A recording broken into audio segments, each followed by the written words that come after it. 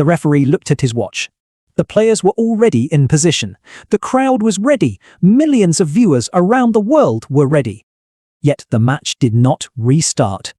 Not because of an injury, not because of a VAR review, not because of a security concern. The game was waiting for television. Somewhere beyond the stadium walls, a commercial break was still running. And until that break finished, football would have to wait.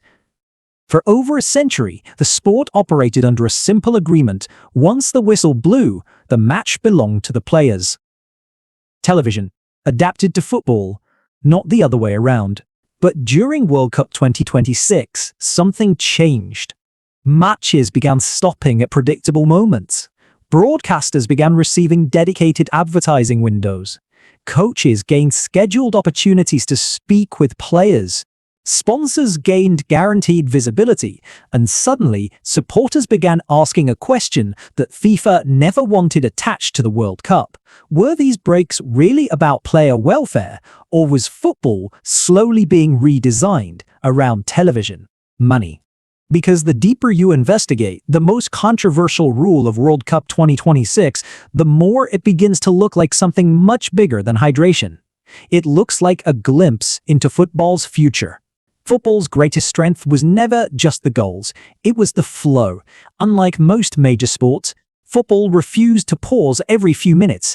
There were no television timeouts, no commercial breaks inserted into the action, no scheduled interruptions designed to maximize advertising revenue. 90 minutes belonged almost entirely to the match itself. That uninterrupted rhythm became one of the reasons football conquered the planet. Momentum mattered. Emotion mattered. Entire matches could change because of a single sequence lasting 30 seconds. A crowd could drag a team forward. Pressure could build naturally. Defenders could crack under relentless attacks. Everything happened in real time, and that created something advertisers always struggled with. Football provided fewer opportunities to interrupt viewers. For decades, broadcasters accepted that reality because they had no choice. The game was bigger than television, but as media rights exploded into multi-billion-dollar deals, the pressure to create new revenue opportunities never disappeared. It simply waited for an opening. Then FIFA introduced a rule that seemed impossible to argue against. Officially, the hydration breaks existed for player welfare. The explanation sounded reasonable. Temperatures could be extreme. Player safety matters. Hydration helps performance. Nobody wanted footballers collapsing from heat exhaustion. The logic appeared straightforward. Yet critics quickly noticed details that complicated the story. The breaks weren't limited to extreme heat. They appeared in mild conditions. They appeared in climate-controlled venues. They appeared regardless of whether the weather created obvious risks. Most importantly, they appeared on schedule. Every match, every half, predictable enough for broadcasters to plan around them. Predictable enough for advertisers to purchase inventory around them. Predictable enough for coaches to expect them. And once something becomes predictable, people begin questioning its purpose. The debate was no longer about water bottles or sports science. It became a debate about incentives. Because if player welfare was the primary goal, why did the policy look so perfectly designed for television? But the money wasn't the most controversial consequence. Football isn't played on a clock alone, it's played on momentum. Managers understand it. Players feel it. Fans sense it immediately. A team begins dominating possession. The crowd becomes louder, defenders start making mistakes, pressure builds minute after minute, then the whistle blows. Suddenly, everyone stops. Players walk to the sideline. Coaches gather their squads. Tactical instructions are delivered. Defenders recover. Momentum evaporates. Unlike basketball or American football, football traditionally forced teams to solve problems without scheduled intervention. The game unfolded naturally. The strongest teams maintained pressure. The weakest teams had to survive it. Hydration breaks changed that dynamic, whether intentionally or not. They created tactical pauses in the middle of each half. Coaches received opportunities they previously didn't possess. Players received recovery periods they didn't previously have, and matches gained interruptions that fundamentally altered their rhythm. Critics argued FIFA wasn't simply adding breaks, it was changing the emotional architecture of football itself. Then supporters started worrying about something much larger than a 3-minute break. Across football communities, a new concern emerged. What if this wasn't the end of the process? What if it was the beginning? Every major transformation in sport starts small. A rule adjustment, a temporary experiment, a practical solution. Then it becomes normal. Critics pointed to the history of other sports. Advertising expanded gradually. Commercial breaks multiplied slowly. Broadcast priorities became increasingly influential. Nobody wakes up one morning and discovers their sport has changed overnight. The change happens one step at a time. That is why supporters reacted so strongly to the hydration breaks. They weren't evaluating today's rule. They were imagining tomorrow's version of it. More stoppages, more advertising windows, more television influence. Whether those fears are justified remains debatable, but the anxiety itself reveals something important.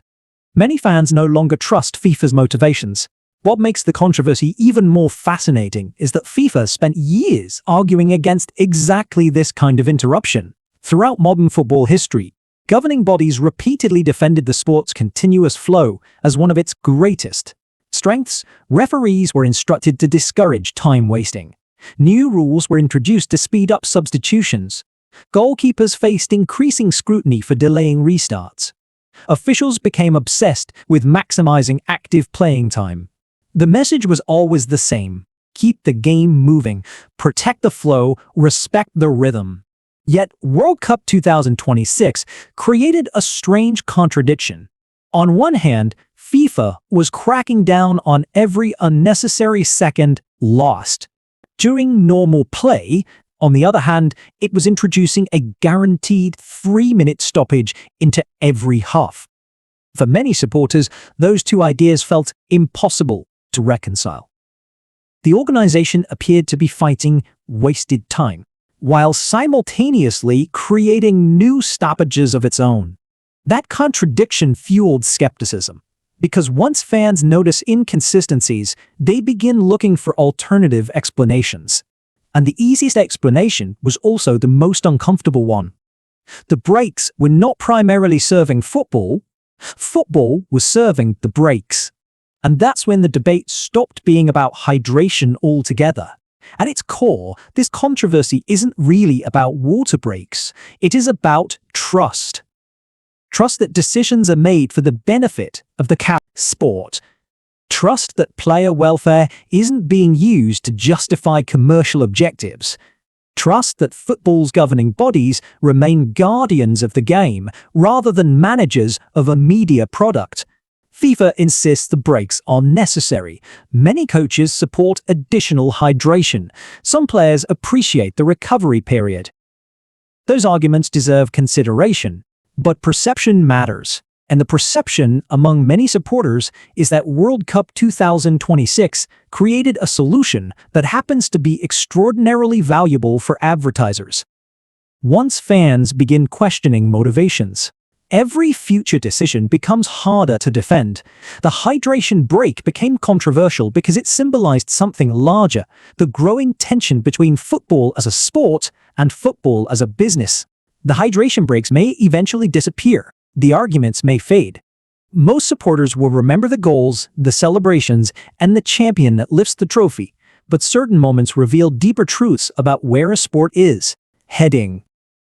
And the sight of players waiting while television commercials finish may become one of those moments, because football built its identity around uninterrupted drama. The clock belonged to the match. The momentum belonged to the players. The atmosphere belonged to the crowd. World Cup 2026 challenged that tradition, not by changing the laws of football outright, but by changing the relationship between the game and the business surrounding it. Maybe the breaks genuinely exist for player protection. Maybe FIFA's intentions are exactly as advertised.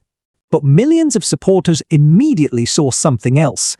They saw a sport making room for advertisers in places where advertisers never existed before. And once that perception takes hold, the real challenge isn't defending a rule. It's rebuilding trust, because football can survive criticism. Football can survive controversy. What it struggles to survive is the feeling that the game no longer comes first.